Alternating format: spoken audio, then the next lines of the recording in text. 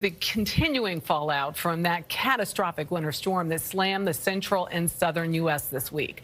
At least 46 deaths are linked to the storm. Texas is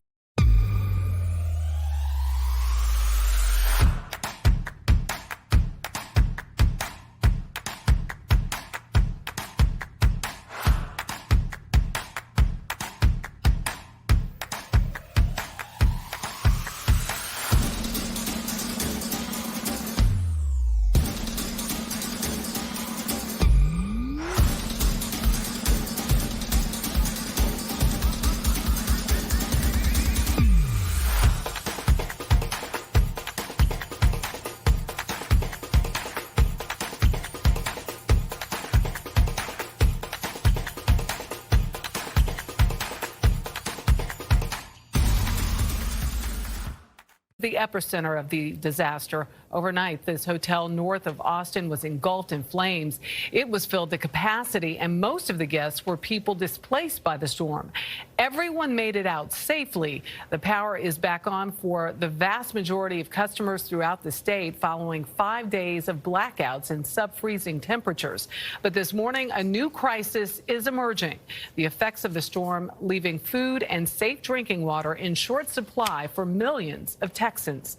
Omar Villafranca is in Dallas. Omar, any good news for us?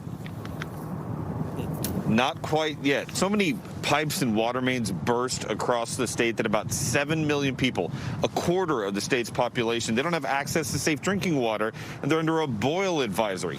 You can see the Dallas skyline behind me that's starting to turn back on as power gets back on the grid, but now leaders are playing the blame game.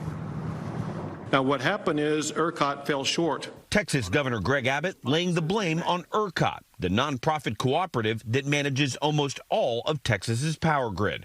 Abbott calling for state lawmakers to investigate and to winterize power generators to prevent future cold weather outages. Even if it means the state stepping up, providing funds to ensure that all of the machinery that froze up and was unable to generate the power you need, that may require funding.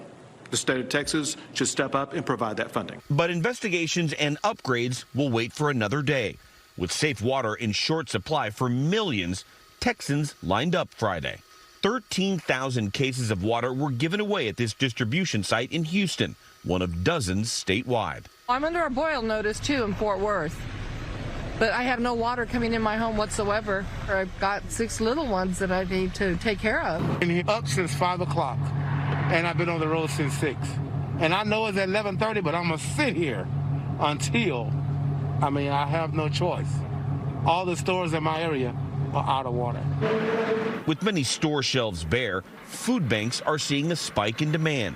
In the Dallas area this weekend, they're preparing to give out 25,000 meals. We definitely anticipate there's going to be a surge in the need for emergency food. All I did was put out the call and say, hey, I need help. They said, we'll be there.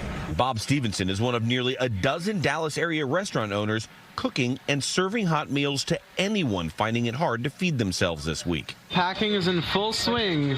And more help came from hundreds of miles away. Charity workers for a Jewish organization in New Jersey drove through the night to deliver traditional Friday night Shabbat meals for a Dallas congregation. Here we go. Mission Dallas, Texas. President Biden is expected to sign a major disaster declaration, which will bring more federal aid to the state. And President Biden may also visit, but only if it doesn't disrupt the relief efforts.